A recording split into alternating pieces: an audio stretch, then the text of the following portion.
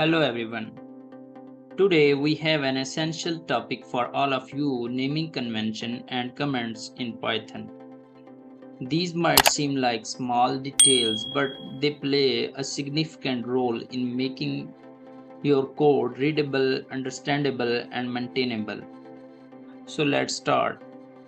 Open the folder, right click over here, and then open with code. Then I'm going to create a new file over here, tude3.py. Let me zoom it for you. Then what thing we are going to learn? Naming convention of variables, and the second is comments. Let me explain them one by one. In naming convention, we will see what name we can use to declare our variable. So our variable name must be descriptive. What does it mean? It means the variable name must be self-explanatory. It's a good practice. Self-explanatory. For example, we have a rice box and we have to store 12 kg in rice box.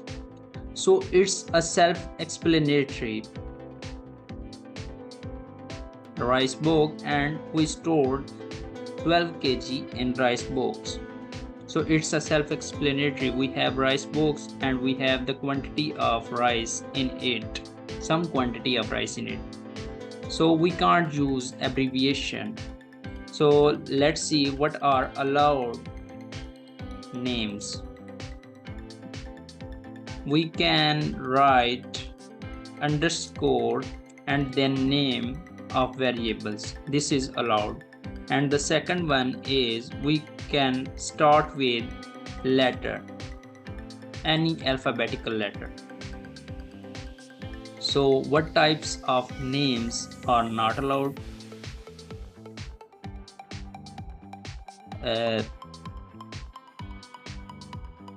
Special character before the name is not allowed, and the numbers, for example 1 to 3 before the name, are not allowed,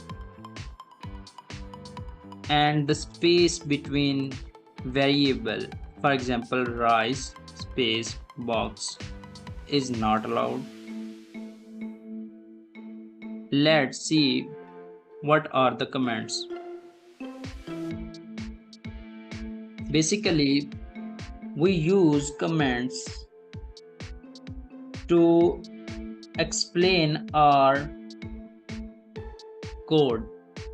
How it explain our code? We can write a comment in the code to to make a code for understandable for others and ourselves for the future. How it is possible? Like we can write comment for the code. Here is a function we can add two numbers. So it's explain what the code below the comment is going to do. So that's the main reason we can add comments.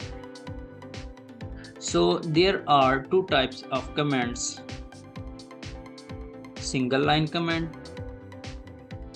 We use hash. Here I have used single line comment.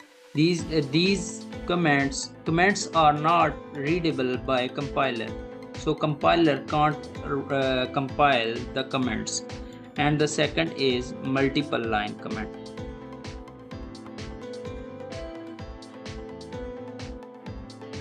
We use three codes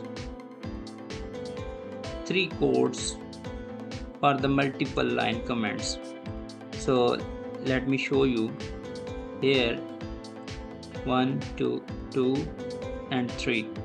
These are the three lines, and we can write this whole code in the multi-line comment like this, and then we can remove the single line comment. So this is the multi-line, and this is not readable by the compiler. Let me show you.